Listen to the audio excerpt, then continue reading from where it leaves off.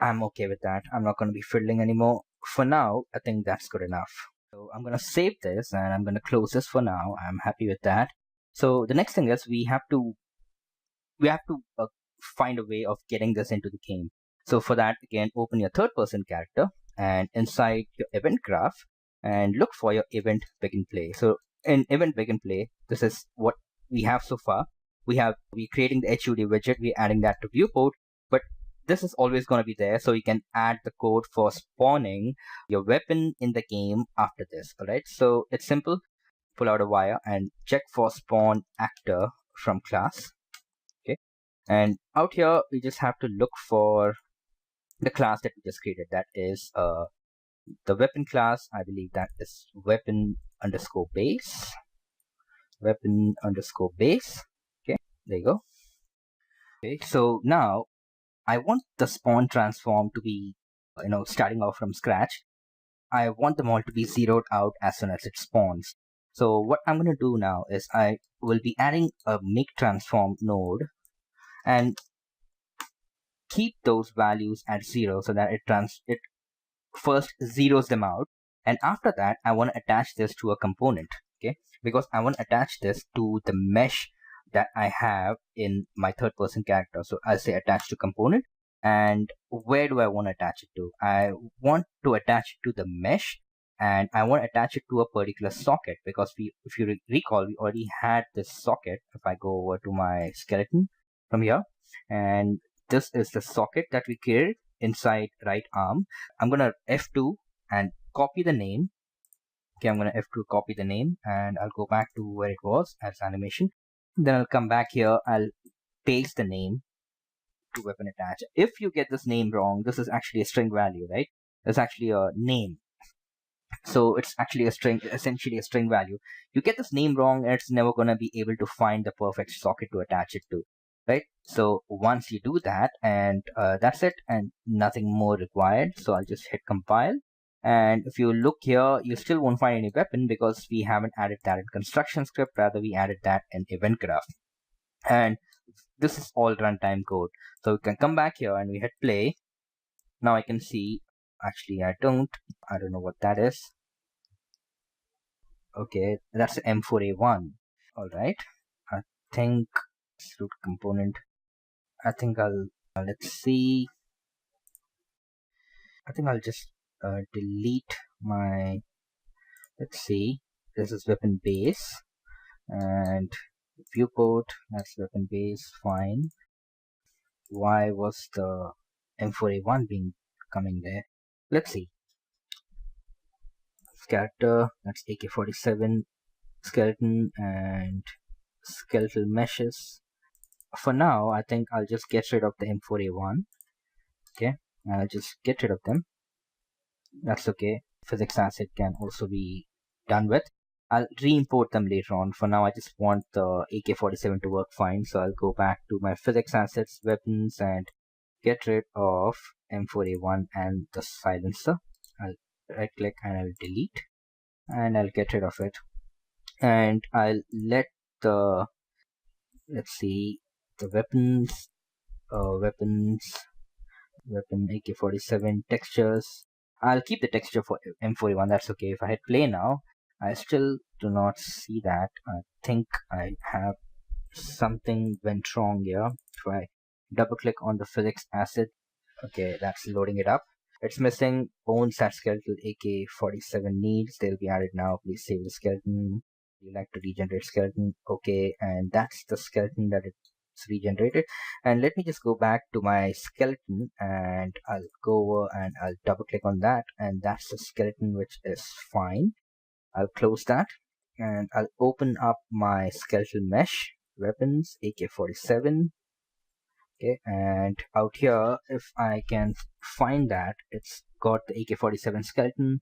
Everything is fine. I'll just save all and I'll look at my blueprints, character, anim BP, and if I look at the skeleton, and if I can take a look at the weapon that is attached only, everything is fine.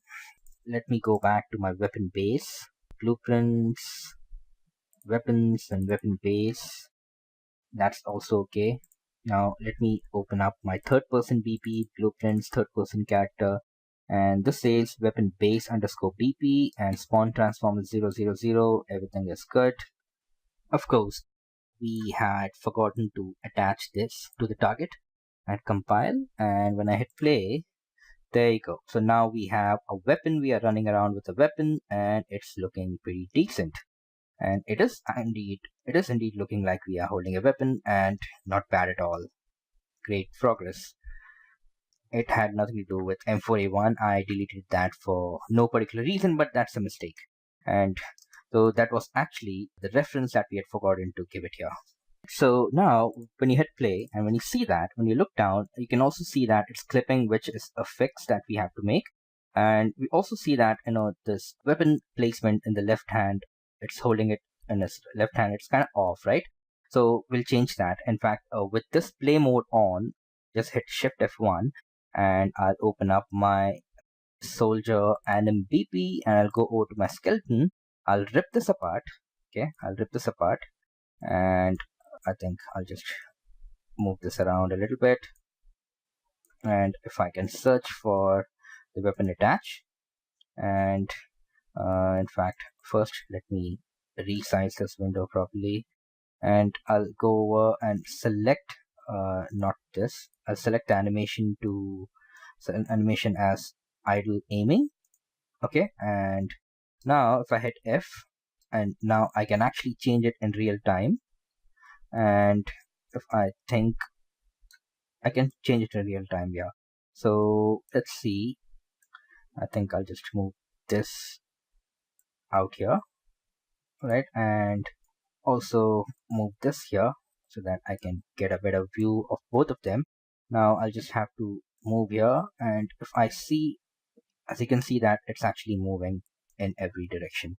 All right, that's great. So I think I can move this here a little bit so that it looks like it's holding the weapon, and maybe I can also increase the scale. So right now the scale is, just increase this. It's 0.33, so I'll just increase it to point.